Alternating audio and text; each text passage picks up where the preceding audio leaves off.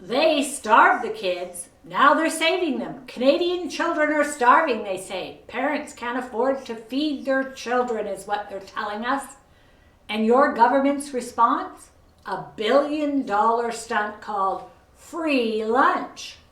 They're now calling themselves the new Canadian government. But don't be fooled. It's the same faces, the same lies, just a new marketing campaign. Because when a government feels the need to rebrand itself instead of rebuilding a country, you know the storm is already here. Think about this, a first world country bragging about feeding their hungry children at home as if it's a victory instead of a failure. They're patting themselves on the back for solving a problem they created. Families can't afford groceries. Gas prices are out of control. An average lunchbox now costs more than a full dinner used to. And parents are skipping meals so their kids can eat. And somehow they have the nerve to tell us how much we're saving because the government is now covering our lunch. Oh no, they're not saving you anything. They're spending your money, breaking your economy, and then thanking themselves for it. $1 billion for free lunches, while ordinary Canadians can't even afford a bag of apples. They're smiling in press conferences, calling it compassion. But it's not compassion, it's control.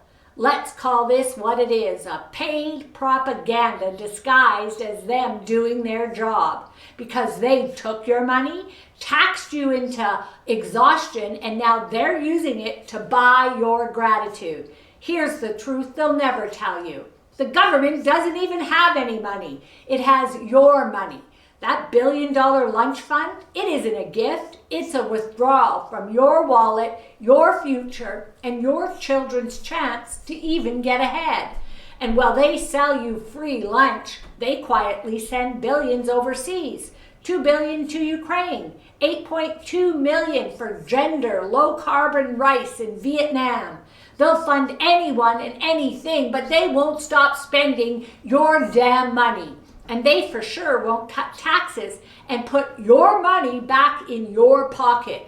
Canadian families are buried under a 50% tax rate. And what do you get for it? Higher debt, higher prices, and less dignity. You wouldn't need a lunch program if the government hadn't destroyed your income. You wouldn't need a bailout if they hadn't inflated the cost of living into oblivion. They broke it, and now they're branding themselves as heroes for handing you crumbs from the mess they made. Here's what makes this worse. They actually want you to believe they deserve applause. They film themselves handing out sandwiches while ignoring the farmers who can't afford fertilizer and the families who can't afford a home. They think a photo op can fix poverty, but poverty isn't a PR problem, it's a bad government problem. And this destruction is intentional because no group of people in power could be this stupid, could they? Because a nation that's hungry is easier to control. A population struggling to survive doesn't have time to question power. That's the point. They want you distracted, divided, and most of all, dependent. They'll feed your kids lunch today while stealing their future tomorrow. And here's the part that should make every Canadian furious. They're calling themselves this new government as if changing their tagline erases 10 years of absolute destruction. It's like painting a collapsing house and telling everyone it's a rebuild. Here's the truth most people don't want to say out loud. They're not generous, they're desperate. They know Canadians are waking up. They know you're tired of being told everything's fine while you watch your grocery bill double. They know their system is collapsing and they need a big distraction. So they give you a shiny headline. They tell you, we care. But caring doesn't come from politicians. It comes from parents who skip their own meals so their kids don't go hungry.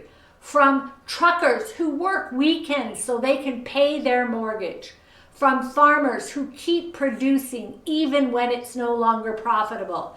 That's real care. That's the power of the ordinary people they keep underestimating. Because while they sit in fancy resorts that you can't afford to go to, thinking up more ways to deceive you, it's you, the ordinary, hard-working Canadians who keep this country running.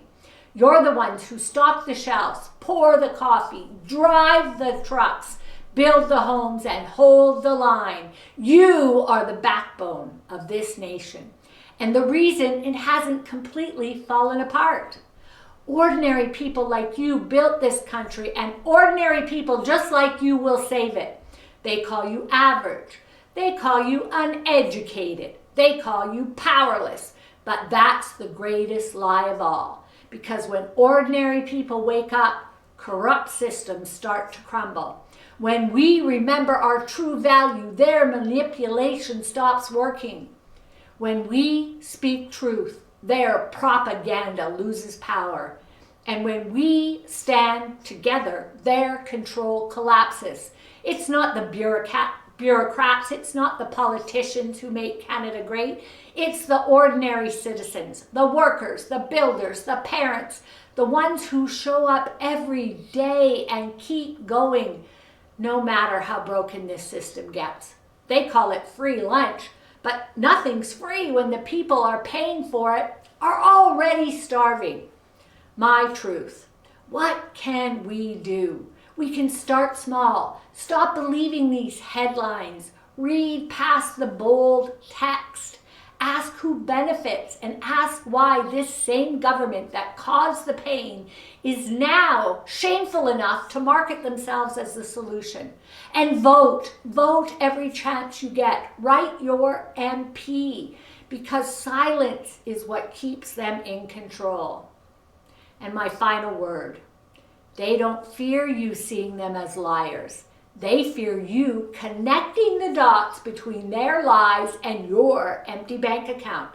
So when they tell you, look how generous we are, look what we're giving you, remember this, they don't have any damn money to give you. They only have what they've already stolen from you.